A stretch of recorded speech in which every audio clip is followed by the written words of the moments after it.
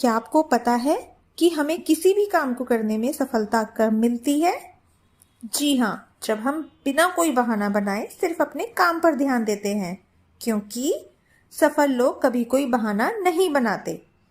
Successful people never give any excuse. इसलिए बच्चों, बहाने बनाने बंद और मन लगाकर अपना हर काम करो। Okay, thank you. नमस्कार बच्चों, आज मैं आपके लाई हूँ word of the day, नेस्टी। NASTY, नेस्टी। नेस्टी का मतलब है बुरा या दुष्ट। आइए इसे वाक्य प्रयोग में देखें। My neighbour is a nasty person as he always shouts at little children. मेरा पड़ोसी बुरा व्यक्ति है क्योंकि वह छोटे बच्चों पर हमेशा चिल्लाता है। धन्यवाद। नमस्कार, मिशन अभ्युदय प्रार्थना सभा के अंतर्गत पजिल ऑफ द डे में आज की पहेली, जो मुझे बनाता है वही मुझे सुन पाता है, जो मुझे बनाता है वही मुझे सुन पाता है, बताओ कौन हूँ मैं? जवाब सोच या विचार। धन्यवाद। नमस्कार, आज 4 फरवरी का इतिहास इस प्रकार से है। 1974 में आज ही के दिन गॉड पार्टिकल की खोज करने वाले भौतिक शास्त्री सत्येंद्र नाथ बोस का निधन हुआ था। कि गॉड पार्टिकल क्या है? विज्ञान कहता है कि सृष्टि की रचना एक ऐसे चमत्कारी कण से हुई है जिसे उसके रहस्यमय गुणों के कारण गॉड पार्टिकल यानी ईश्वरीय कण कहा गया है।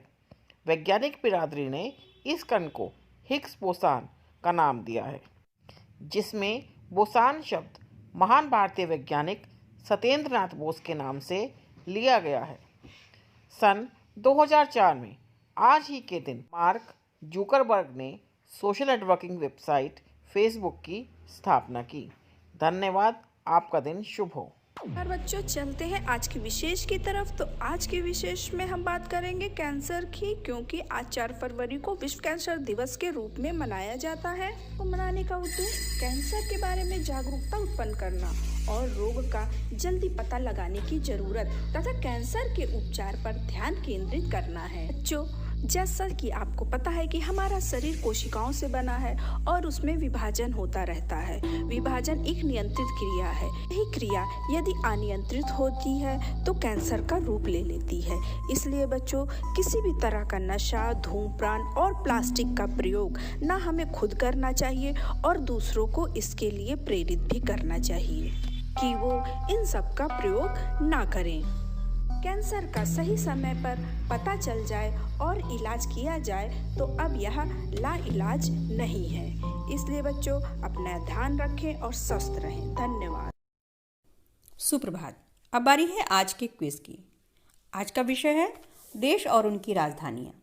प्रश्न नंबर 1, इराक की राजधानी क्या है? इराक की राजधानी बगदाद है।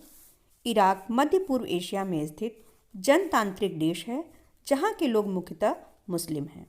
प्रश्न नंबर 2, तुर्की की राजधानी क्या है? तुर्की की राजधानी अंकारा है। तुर्की यूरेशिया में स्थित एक देश है। इसकी राजधानी अंकारा है। ये दुनिया का अकेला मुस्लिम बहुमत वाला देश है जो कि धर्मनिरपेक्ष है। प्रश्न नंबर 3, संयुक्त अरब अमीरात की राजधानी क्या है? संयुक्त अरब अमीरात की राजधानी अबू धाबी है। संयुक्त राज्य अमीरात मध्य पूर्व एशिया में स्थित देश है। तेल भंडारण के मामले में दुनिया का छठा सबसे बड़ा देश है। प्रश्न नंबर 4, सऊदी अरब की राजधानी क्या है? सऊदी अरब की राजधानी रियाद है। सऊदी अरब मध्य पूर्व में स्थित एक सुन्नी मुस्लिम देश है। यहाँ के इस्लाम के प्रवर्तक मोहम्मद साहब का जन्म हुआ था और यहाँ इस्लाम के 2 पवित्र स्थल मक्का और मदीना स्थित हैं। आज के लिए इतना ही। धन्यवाद।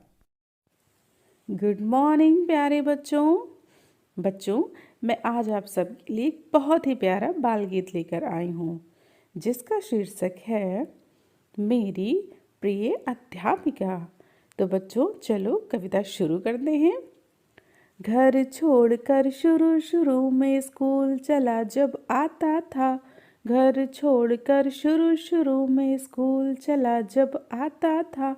माँ को याद कर के मैं आंसू बहुत बहाता था। माँ को याद कर के मैं आंसू बहुत बहाता था। फिर प्यारी अध्यापिका ने प्यार से मुझको समझाया। मैं भी तो माँ जैसी ही हूँ कहकर मुझको सहलाया। फिर प्यारी अध्यापिका ने प्यार से मुझको समझाया। मैं भी तो माँ जैसी ही हूँ कहकर मुझको सहलाया। अपनी प्यारी शिक्षिका को धन्यवाद चाहता हूँ कहना। अपनी प्यारी शिक्षिका को धन्यवाद चाहता हूँ कहना। आप हमेशा नन्हे मुन्नू संग बस ऐसे ही रहना। आप हमेशा नन्हे मुन्नू संग बस ऐसे ही रहना। धन्यवाद। सवेरे का नमस्कार। आज की बाल कहानी है 2 टट्टू। एक व्यापारी के पास 2 टट्टू थे।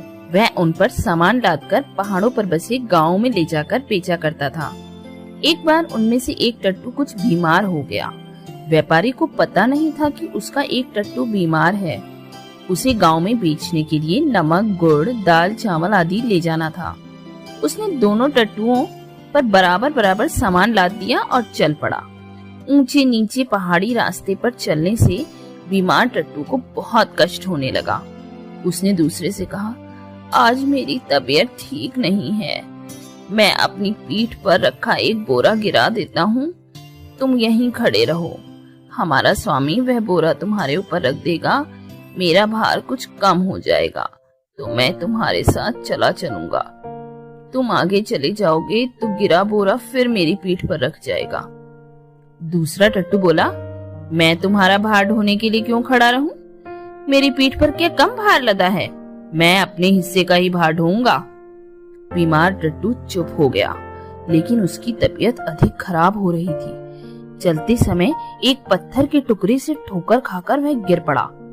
गड्ढे में लुढ़कता ही वह चला गया और मर गया। व्यापारी अपने एक टट्टू के मर जाने से बहुत दुखी हुआ। वह थोड़ी देर तो वहां खड़ा रहा। फिर उसने उस टट्टू के बचे हुए बोरे भी दूसरे टट्टू की पीठ पर लाद दिए और दूसरा टट्टू अब मन ही मन पछताने लगा और कहने लगा, यदि मैं अपने साथी का कहना मानकर उसका एक बोरा ले लेता तो यह सब भार मुझे ढोना ही नहीं पड़ता।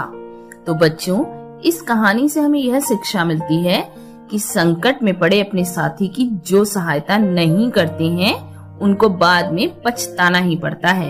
इसलिए संकट के समय अपने मित्र की, अपने साथी की जरूर मदद करनी चाहिए।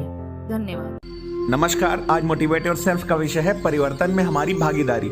जैसे ही आप यहाँ सकारात्मक माहौल बनाने की बात करते हैं, सामने से जवाब आता है यहाँ भ्रष्टाचार बहुत है, गैर शैक्षणिक कार्यों का दबाव बहुत है, पर्याप्त शिक्षक नहीं है, अभिभावक गैर जिम्मेदार हैं, संसाधनों का अभाव है, आदि आदि। अधिकांश समूहों में शिकायती कॉपी पेस्ट पोस्टों का अंबार लगा हुआ है, जिन्हें पढ़कर सामान्य शिक्षक जो कुछ बेहतर भी करना चाहते हैं और हतोत्साहित हो जाते हैं। दोस्तों, उन्नयन की संभावनाएं वहीं अधिक होती हैं जहां पर समस्याएं अधिक हों, सुधार की गुंजाइश अधिक हो।